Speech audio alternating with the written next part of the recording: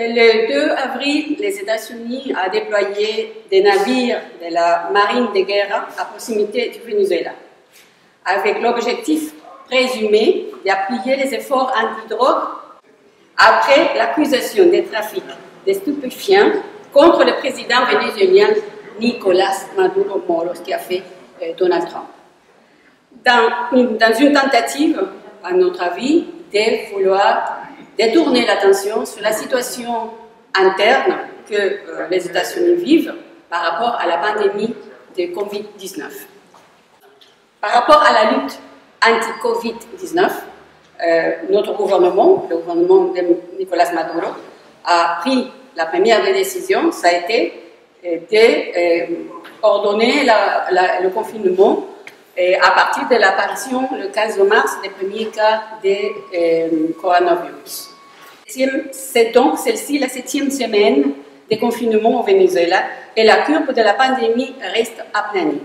329 cas confirmés, 4 nouveaux cas pour le 27 avril, mais les informations d'hier ont donc montré qu'il n'y a pas eu de nouveaux cas le 28 avril. Donc, 43,2% des malades rétablis et 10 décès. Nous avons réalisé plus de 500 000 tests de dépistage dans la population. Tout ce travail de protection de la population fait par le gouvernement vénézuélien est possible seulement grâce à la coopération internationale et à l'aide humanitaire des vrais gouvernements amis du Venezuela. Et nous avons mis en place, à travers la plateforme Internet Patria, une enquête où les citoyens vénézuéliens pouvaient parler de s'ils avaient la fièvre, etc., donner des symptômes de la pandémie, de l'infection de coronavirus. Dans ces cas-là, un groupe de spécialistes, de médecins, allait chez la personne qui avait déclaré les symptômes pour les tester. S'il résultait positif, il était isolé de sa famille dans des endroits établis par le gouvernement vénézuélien. C'est pour cela que nous avons si peu de cas pour une population de presque 30 millions de personnes. Depuis le 15 mars est arrivée au Venezuela une équipe de médecins cubains composée de spécialistes en épidémiologie, virologie, thérapie intensive et clinique, des membres du contingent international Henry Riff, des médecins spécialisés dans les situations de catastrophes et les épidémies graves. De la même manière, la Chine et la Fédération de Russie maintiennent avec le Venezuela un pont aérien pour l'approvisionnement des tests, des médicaments et des matériels médicaux. Cette aide permet au Venezuela d'occuper la première place comme les pays sud-américains avec le plus grand nombre de tests de détection de Covid-19 appliqués à sa population. 500 000 tests réalisés, comme je l'ai dit tout à l'heure. Les pronostics, donc, apocalyptiques d'une partie de l'opposition et des États-Unis n'a pas été accompli au Venezuela. Le gouvernement vénézuélien a mis en place une politique appropriée, en particulier pour les pays voisins. Il ne reste que peu de voix qui disent le contraire, et ces voix sont celles de ceux qui veulent et poussent la tragédie comme stratégie putschiste d'accès au pouvoir politique dans le pays. La bonne gestion ainsi que la situation sanitaire de plusieurs pays de la région et les épisodes de discrimination ont conduit au retour des Vénézuéliens dans le pays. Environ 19 000 personnes sont entrées par terre dans les 3 principaux États frontaliers de la Colombie, l'État de Zulia, de Táchira et d'Apure, et devraient arriver dans les prochains jours beaucoup plus de concitoyens vénézuéliens qui étaient partis du Venezuela et qui reviennent à cause de la discrimination qu'ils souffrent dans les pays où ils sont allés, au Pérou, au Équateur, et par rapport aux conditions sanitaires de ces pays, qui qui n'ont pas la même politique contre la pandémie que notre gouvernement a appliquée. En réalité, le retour a commencé dès les premiers jours de la quarantaine et s'est poursuivi quotidiennement. Il s'agit principalement des personnes à faible revenu. La réponse du gouvernement a été de mettre en place un déploiement médical et logistique pour recevoir gratuitement les répatriés, ce qui a renforcé l'image du gouvernement. Par rapport à la lutte économique, parce que nous vivons une guerre dans 3 fronts, l'agression militaire, les menaces d'agression militaire des États-Unis, une guerre économique qui provient aussi des sanctions économiques que les États-Unis ont prises contre notre pays et la guerre contre la pandémie. Dans la lutte économique, tout comme il y a un consensus majoritaire sur la politique anti-pandémie, il y a aussi un consensus sur le tableau économique qui pousse vers le haut les niveaux d'inquiétude. Avec la quarantaine, les prix du pétrole qui restent bas et le blocage économique qui s'est encore aggravé. Le département du Trésor américain a interdit aux 5 grandes compagnies pétrolières américaines restantes au Venezuela, en particulier la Chevron, d'extraire et de vendre du pétrole dans le pays.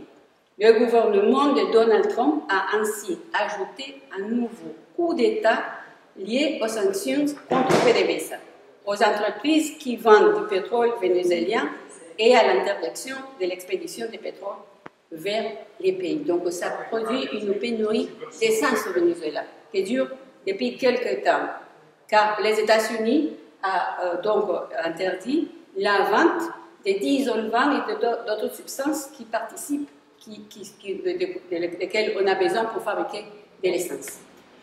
La combinaison des difficultés quotidiennes est triple pour les Vénézuéliens.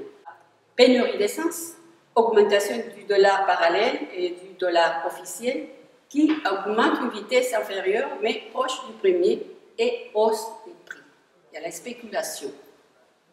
Cette situation a généré des scénarios de manifestations périphériques du pays, principalement en zone paysanne, des pêches, des mineurs, dépendant de l'approvisionnement d'essence pour leur fonctionnement. Bien que l'opposition ait cherché de maximiser publiquement l'ampleur des manifestations et, dans certains cas, à les déclencher, l'apparition de ces épisodes a révélé une escalade de difficultés matérielles évidentes. Mercredi 22 avril, le chef de l'État vénézuélien, Nicolás Maduro, a ordonné au cabinet économique de prendre des mesures pour endiguer les spéculations qui se produisent ces dernières semaines, lors de la quarantaine nationale, sociale et collective pour empêcher la propagation du nouveau coronavirus. Le gouvernement a décidé donc de prendre des mesures dans ce contexte et a décidé l'occupation temporaire du consortium oléagineux Coposa, c'est une consorce qui produit des huiles végétales, pour une durée de 180 jours. Aussi a été décidé un mécanisme de vente contrôlée des produits des entreprises Aliments Polar, Compagnie Plume Rose et la société d'abattage industriel Tourmelo et la fixation des prix convenus pour 27 produits pour contrôler les spéculations parce que les prix des produits alimentaires avaient augmenté énormément. Comme l'a dit Delcy Rodriguez, la vice-présidente exécutive de la République, ces sociétés étaient en train de devenir des indicateurs spéculatifs de référence qui touchaient l'ensemble de la population. Ils étaient en train de devenir des marqueurs de distorsion économique et des prix. Et c'est pour ça qu'ils ont été occupés par ordre du gouvernement. Et d'ailleurs, c'est une mesure que la population attendait depuis longtemps. Elle a précisé, Delcy Rodriguez, la vice-présidente, que la mesure prévue par la loi organique sur les prix équitables, la loi des prix justes, on dit comme ça chez nous, vise à préserver et à respecter les prix convenus à la production et à déterminer un prix juste pour les destinataires, c'est-à-dire pour la population.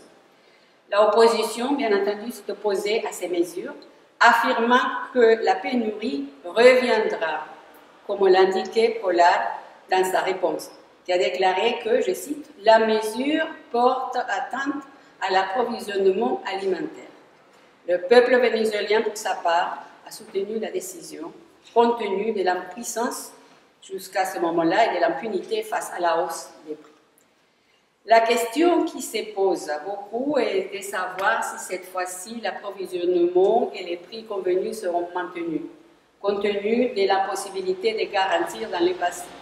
L'autre question, comment obtenir les prix accessibles pour ceux qui gagnent leur vie dans la monnaie vénézuélienne, parce que ces sociétés-là fixent les prix de leurs produits par rapport au prix, à un prix qu'eux établissent du dollar.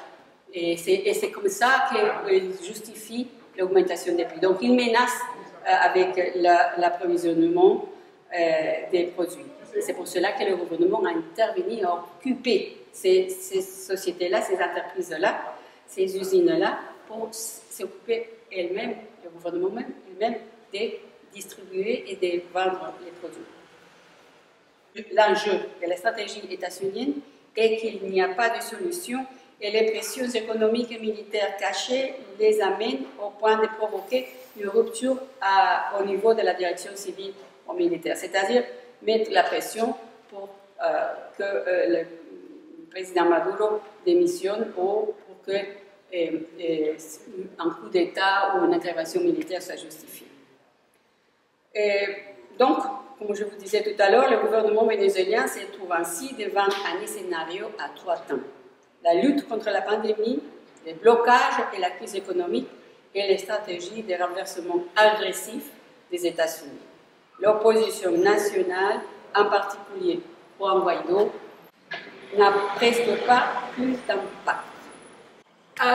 Au moment où le président a déclaré la quarantaine, le confinement, a pris aussi d'autres mesures pour aider la population qui allait s'arrêter et pour aider les entreprises qui allaient s'arrêter de travailler. Donc, il a congelé, disons, les paiements des loyers pour les particuliers et pour les entreprises qui étaient en location dans leurs locaux, et aussi a garanti le paiement des salaires pour les petites et moyennes entreprises pendant 6 mois. Il a interdit aussi les licenciements. Il a interdit les licenciements jusqu'au 31 décembre des employés, des ouvriers, etc. Zéro licenciement jusqu'au 31 décembre. Et d'autres mesures ainsi pour protéger protéger les petites et moyennes entreprises et la population. Et dans le cadre de la lutte contre l'inflation et la guerre économique, a aussi décidé récemment, le lundi 24 avril, l'augmentation du double du salaire minimal, des pensions de retraite et des bonifications spéciales contre la lutte économique que le gouvernement a mis en place régulièrement. Les salaires des employés de la fonction publique seront augmentés proportionnellement au salaire minimal, c'est-à-dire en double, en respectant les tabulations salariales déjà établies. Donc, c'est dans ce cadre-là que le gouvernement, que la population vénézuélienne va célébrer, que nous, les Vénézuéliens, célébrons le 1er mai à pied de guerre, des luttes contre la pandémie, contre le blocage économique des États-Unis et contre les menaces militaires des États-Unis. Donc, nous continuons la lutte hasta la victoria. Nous sommes jusqu'à bout.